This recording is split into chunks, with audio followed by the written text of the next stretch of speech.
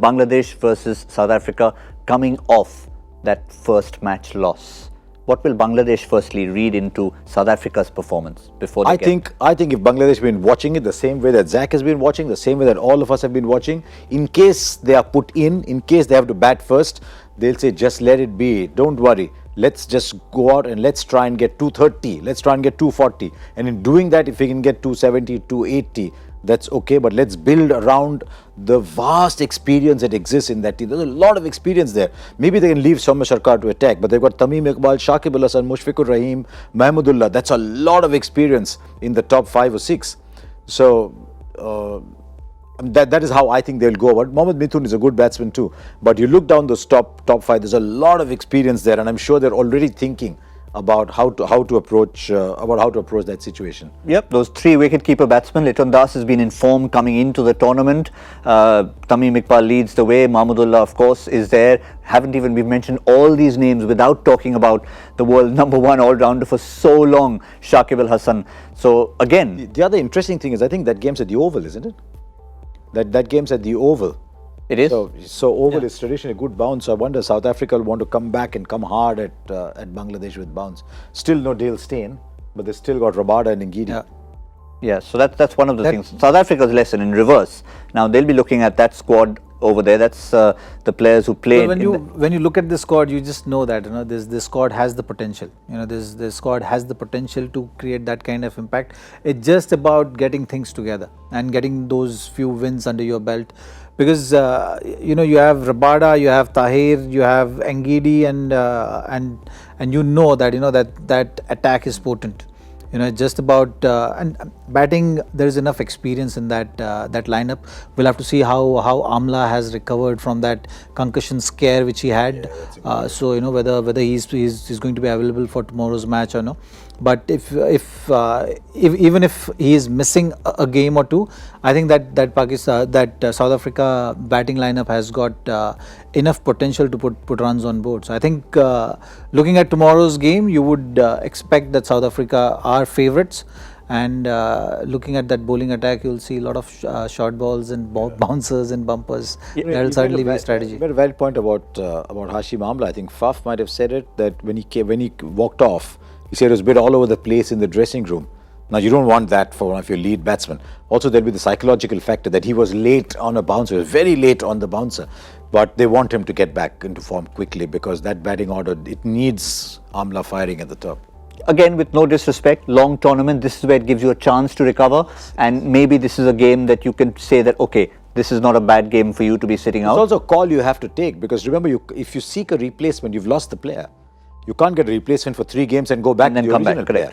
Because once you seek a replacement, the player that you've got is gone, unless he comes back as a replacement for some other player. Correct. So they've got to be very careful about the replacements. One more factor is, one of the regrets Faf du Plessis said after that England game was that maybe they played one too many all-rounder.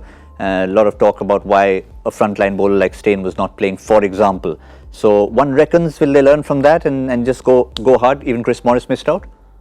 Yeah, so that might be the possible change in place of Pretorius. Yeah, he was just medium Chris pace. Morris Morris might be quicker. When Pretorius was the one who might just will miss be out. handy with the bat as well. So that's the only possible change, and Amla's fitness. Apart from that, I don't think you will see any other changes. Tabraiz Shamsi not against Bangladesh. Maybe some other team they will think of bringing in 2 wrist spinners. Steyn's still not an option, so obviously that's the only change we can see. David Miller might be the likely replacement for Hashim Amla if he doesn't play. Yeah. And again, a word on the person who not enough people know a lot about, and I had the privilege of watching a lot of him in the Caribbean Premier League, and highly impressive, Razzie van der Dusen. And he batted well the other day. He did, batted really well against England.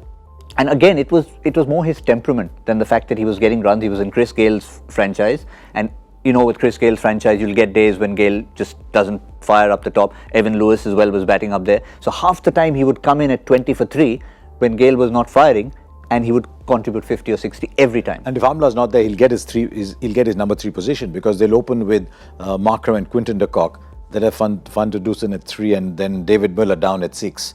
So that'll be the change. But he looked a good player. So he was one of the positives that came out of that game.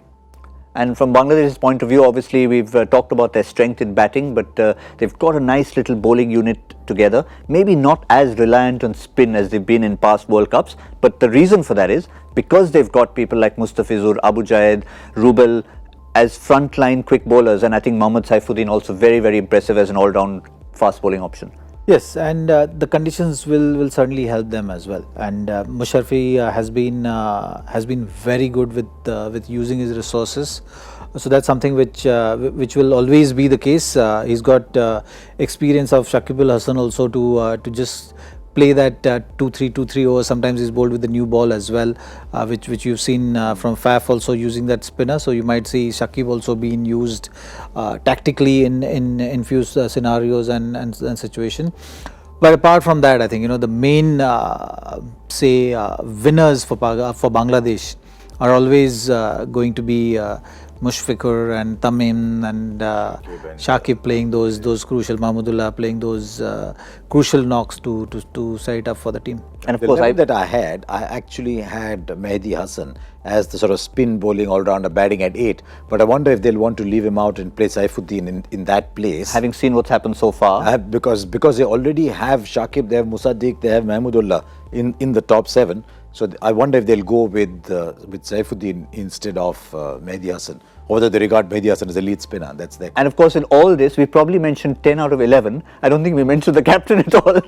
We talked about their fast bowlers. I think I mentioned their whole attack and forgot that a certain gentleman by the name of Mashrafi Mortaza is a fast bowler and he's actually leading the side. I'll tell you what I liked in the warm-up game against India was the fizz.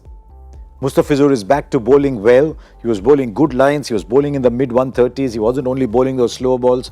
So I think he's a big part of that attack because Mashrafi Mortaza now is really a backup bowler now. He's the captain and a backup bowler. So who's going to be their quick bowler? Is it Abu Jayed? Is it Rubel? Because they will play Mustafizur.